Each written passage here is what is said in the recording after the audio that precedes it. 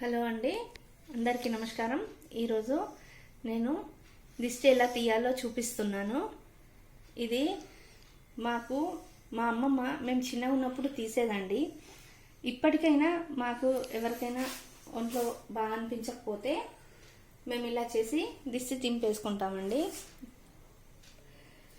అన్నం ఉంటుంది కదండి, అన్నం తినాలనిపించినప్పుడు అలాంటప్పుడు ఇలా చేస్తే తొందరగా మీకు తెలిసిపోతుంది మీ దిష్టి పోయిందని. అప్పుడు అన్నం బాగా తినాలనిపిస్తుంది. అయితే వేడి వేడి అన్నం ముందుగా వండుకున్న అన్నంని తీసి దాంట్లో 3 చిన్న చిన్న ఇలా ముద్దలు చేసి పెట్టుకోవాలి ప్లేట్లో. ఒక ముద్ద మీద కుంకుమ, ఇంకో ముద్ద మీద పసుపు, ఇంకొక ముద్ద మీద అది బొగ్గు పొడి అండి. ఇది బొగ్గుని పొడి చేసి ఆ పొడి వేసాను. మధ్యలో ఇలా నిమ్మకాయ పెట్టుకున్నాను.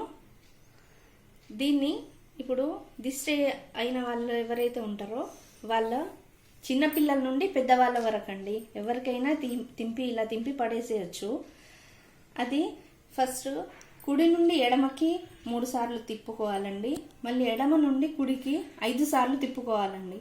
ఇలా తిప్పి దీన్ని ఎక్కడైనా ఎవరు తొక్కని చోటు బయట తీసుకెళ్ళి పడేసేయాలండి. అంతే. వచ్చి కాళ్ళు చేతులు కడుక్కొని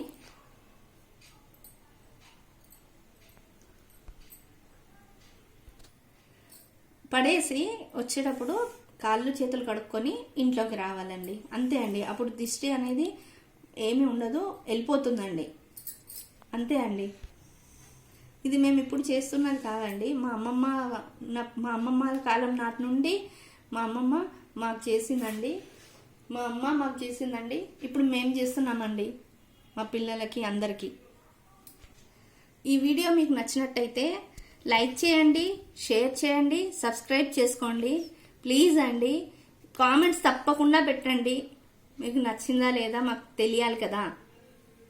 బాయ్ అండి.